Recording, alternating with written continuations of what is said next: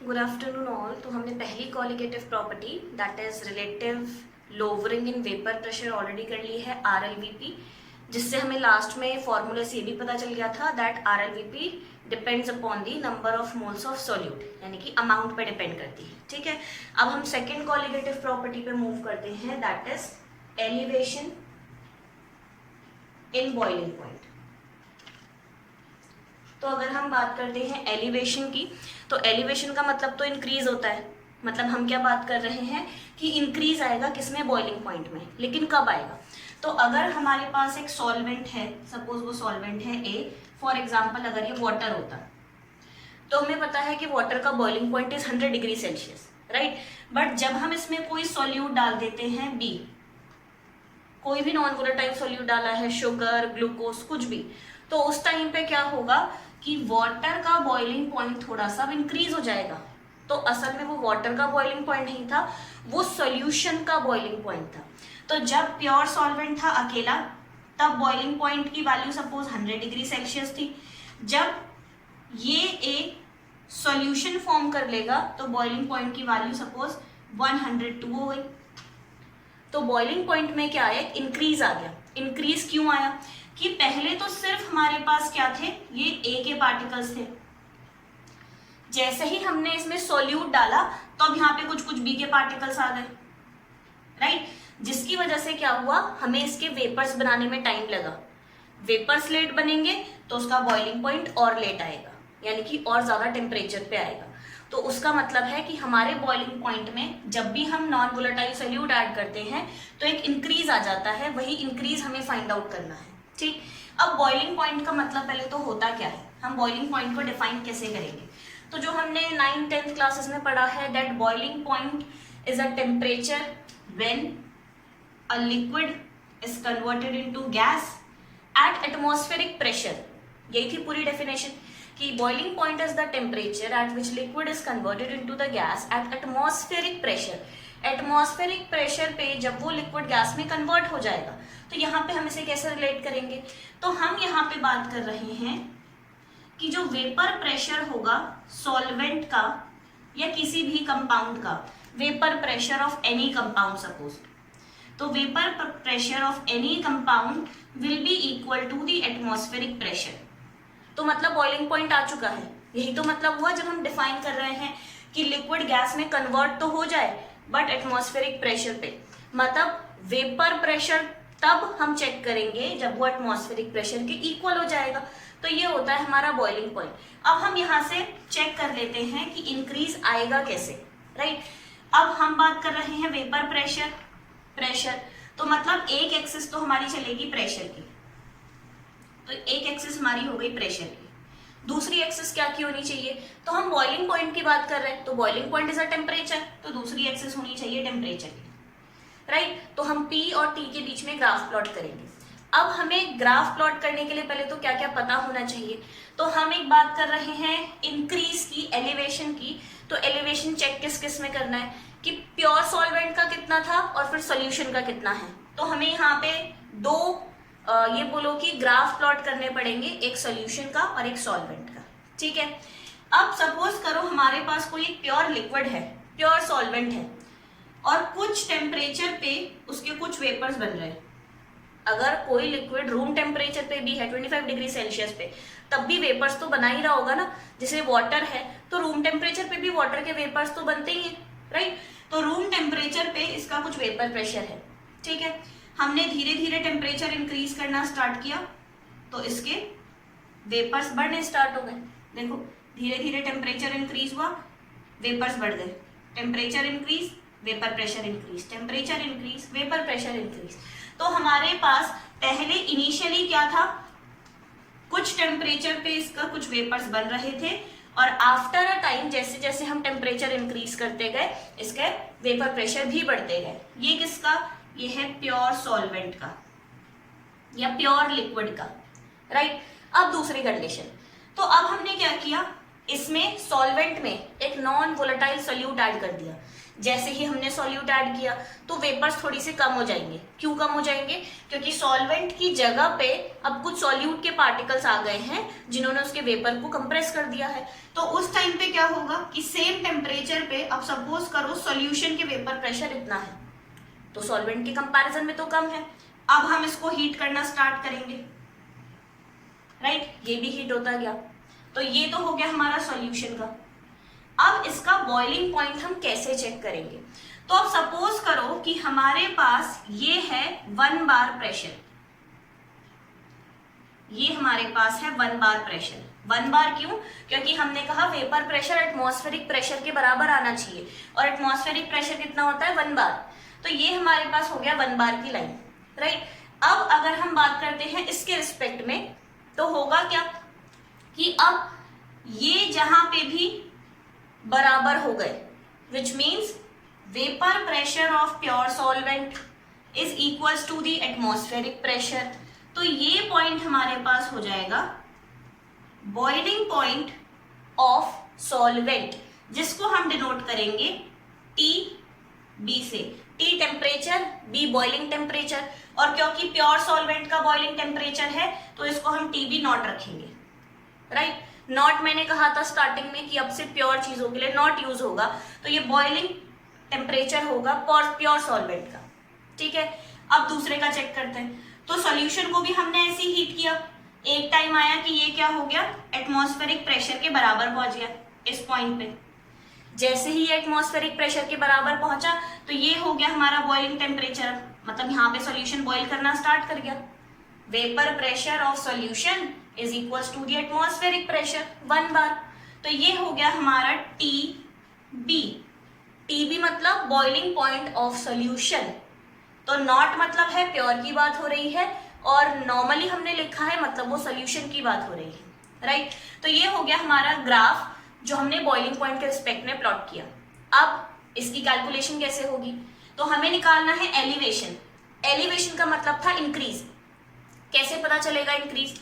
Suppose अगर ये water होता तो वाटर का बॉइलिंग पॉइंट होता है 100 डिग्री सेल्सियस, ये सोल्यूशन है अगर इसका है 105 डिग्री सेल्सियस, तो इंक्रीज कैसे निकालेंगे? दोनों को आपस में माइनस करके। तो हमारा ये जो डिफरेंस है ये हो जाएगा delta TB, change in boiling temperature, right. तो delta TB is equals to, ये चेंज इन बॉइलिंग टेम्परेचर किसके बराबर है? तो जो भी हमारे पास फाइनल वैल्यू आई थी माइनस जो इनिशियल वैल्यू थी, तो TB माइनस TB नॉट। तो हमें इंक्रीज पता चल जाएगा। एग्जाम्पल अगर ये हमारा 105 आ रहा था और ये 100 आ रहा था, तो इंक्रीज कितना आया? 5 का। कैसे निकाला? 105 माइनस 100, तो दोनों में इंक्रीज हमें पता चल जाएगा। तो हमने वही किया। फाइनली कितना आया? माइनस पहले कितना था, तो वहां से हमारे पास आ जाएगा चेंज। तो ये तो हो गया डेल्टा P। डेल्टा TB मतलब एलिवेशन इन बॉइलिंग पॉइंट कितना है। अब हमें इसे रिलेट किससे करना है? सॉल्यूट से। कैसे? अमाउंट ऑफ सॉल्यूट की बात हो रही है। तो अगर मैं बात करती हूँ डेल्टा TB की, which is a colligative property that is elevation in boiling point, is directly proportional to. अब ये किसके प्रोपोर्शनल है? तो यहाँ पे ये जो चेंज आया, ये जो हमें डिफरेंस दिख रहा है, ये डिफरेंस किसकी वजह से दिखा? क्योंकि हमने सॉल्यूट डाला। अगर हम यहाँ पे थोड़ा सा और ज्यादा सॉल्यूट डाल देते हैं तो वेपर प्रेशर और कम हो जाएंगे। हमने और ज्यादा सॉल्यूट डाला, वेपर प्रेशर और कम हो गए। क्यों? जितना ज्यादा सॉल्यूट होता रहेगा उतने ज्यादा वो सॉल्वेंट के पार्टिकल्स की जगह लेता जाएगा, तो जो सॉल्वेंट का वेपर प्रेशर है वो कम होता रहेगा। तो अगर मैं और ज्यादा सॉल्यूट डालती तो मुझे इसको हीट करने में और भी टाइम लगता, तो देखो डिफरेंस और ज्यादा बढ़ जाएगा। मतलब कि ये जो एलिवेशन इन बॉइलिंग पॉइंट है ये डायरेक्टली प्रोपोर्शनल है सॉल्यूट की कॉन्सेंट्रेशन की। जितना ज्यादा सॉल्यूट उतना ज्यादा चेंज इन बॉइलिंग पॉइंट, ठीक। अब सॉल्यूट की कॉन्सेंट्रेशन हम यहाँ पे बात कर रहे हैं, तो हमने स्टार्टिंग में पढ़ा था अबाउट द कॉन्सेंट्रेशन टर्म्स। हमारे पास टोटल 7 कॉन्सेंट्रेशन टर्म है, तो हम कैसे चेक करेंगे? तो हमारे पास जनरली जो टेम्परेचर इंडिपेंडेंट टर्म्स हैं वो हमारे पास मोलालिटी, मोल फ्रैक्शन वगैरह है। सॉल्युबिलिटी के लिए हमने मोल फ्रैक्शन वहां पे यूज किया था। अब हम अगर सॉल्यूट की कॉन्सेंट्रेशन की बात करते हैं तो यहाँ पे जो कॉन्सेंट्रेशन टर्म है वो यूज होती है molality small m, which is a temperature independent term. मतलब कि अगर सॉल्यूट की कॉन्सेंट्रेशन चेंज हो जाए तो वो टेम्परेचर पे डिपेंड नहीं करेगा, वो अकॉर्डिंग टू टेम्परेचर वो चेंज नहीं करेगा, राइट। तो delta TB is directly proportional to m proportionality का साइन हटा तो एक प्रोपोर्शनैलिटी कांस्टेंट आया K इंटू एम। ये प्रोपोर्शनैलिटी कांस्टेंट क्योंकि बॉइलिंग पॉइंट के रिस्पेक्ट में है तो ये हो जाएगा KB, राइट। तो ये हो गया हमारे पास delta TB is equals to KB into m. KB हमारे पास क्या है, एक कांस्टेंट है, और कांस्टेंट किसके रिस्पेक्ट में है, बॉइलिंग पॉइंट के रिस्पेक्ट में। तो KB के ही तीन नाम है, एक हमारे पास है boiling point elevation constant, boiling point का कांस्टेंट था तो बॉइलिंग पॉइंट एलिवेशन कांस्टेंट। दूसरा इसका नाम है मोलल एलिवेशन कांस्टेंट। तो मोलल एलिवेशन का मतलब क्या हुआ, तो क्योंकि मोलालिटी के साथ आया है तो मोलालिटी को हम मोलल बोलते हैं, तो मोलालिटी के साथ हमारे पास एलिवेशन का फैक्टर है तो मोलल एलिवेशन कांस्टेंट। और जो लास्ट इसका नाम है वो है एब्यूलोस्कोपी कांस्टेंट, एब्यूलोस्कोपी कांस्टेंट। तो एब्यूलोस्कोपी कांस्टेंट का मतलब क्या हुआ, एब्यूलो मतलब होता है किसी चीज को बॉईल करना, तो ये बॉइलिंग के रिस्पेक्ट में कांस्टेंट है, इसीलिए इसका नाम हो जाएगा एब्यूलोस्कोपी कांस्टेंट, राइट। तो केबी के ये तीन नाम है, boiling point elevation constant, molar elevation constant and ebullioscopy constant, right. अब केबी की यूनिट क्या होगी, तो यूनिट तो हम यहीं से निकाल सकते हैं, के यहाँ पे है, इस एम को नीचे शिफ्ट कर दो तो ये हो जाएगा डेल्टा TB अपॉन एम, और यहां से हमारे पास आ जाएगी केबी की यूनिट। तो यूनिट क्या होगी, तो डेल्टा बी है चेंज इन, टीबी है चेंज इन टेम्परेचर, टेम्परेचर की यूनिट होती है केल्विन, तो ऊपर तो आ जाएगा केल्विन। मोलालिटी की क्या यूनिट होती है, तो मोलालिटी का फॉर्मूला होता है नंबर ऑफ मोल्स, मतलब ऊपर आएगा moles, upon mass of solvent in KGs, तो नीचे होगा केजी। तो मोलालिटी की यूनिट होती है मोल पर केजी, तो यहाँ पे हमारे पास आ जाएगा मोल पर केजी और वो केजी चला जाएगा ऊपर।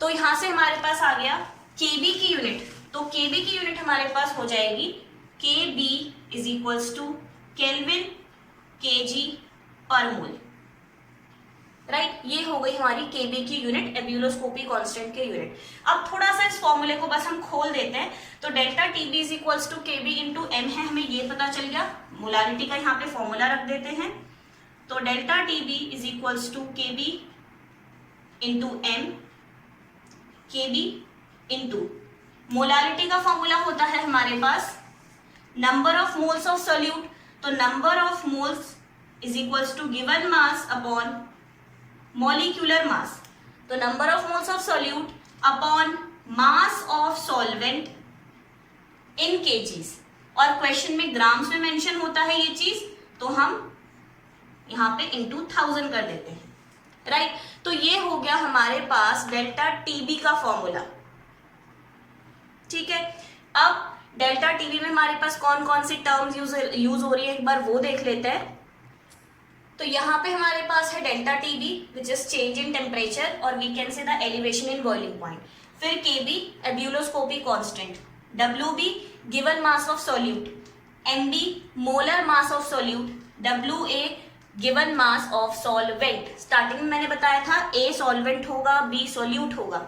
अब यहाँ पे चेक करो that delta TB is directly proportional to the given mass of solute, तो जितना ज्यादा सॉल्यूट का वेट होगा उतना ज्यादा बॉइलिंग पॉइंट में एलिवेशन आएगा। और यही हम बात कर रहे थे कि colligative property number of moles यानी कि अमाउंट ऑफ सॉल्यूट पे डिपेंड करती है, तो देखो दोनों एक दूसरे के डायरेक्टली प्रोपोर्शनल है, ठीक। तो ये हो गया हमारे पास डेल्टा टीबी का फॉर्मूला। अब यहां से अगर पूछा जाए कि मोलर मास ऑफ सॉल्यूट निकालो, तो जो भी पूछा है बस उसको शिफ्ट करना है, तो मोलर मास यहाँ पे शिफ्ट कर देते हैं और डेल्टा टीबी चला जाएगा नीचे, तो KB into W B into 1000 upon यहाँ पे आ जाएगा delta TB into W A. W हमारा यहाँ पे गिवन वेट बता रहा है और एम यहाँ पे हमारा मोलर मास बता रहा है, गिवन मास मोलर मास, ठीक है। तो ये हो गया हमारे पास second colligative property that is elevation in boiling point. अब हमारे पास इस पे और इस फॉर्मूले पे न्यूमेरिकल्स है, ओके।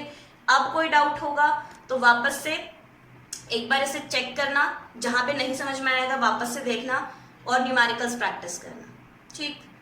Thank you.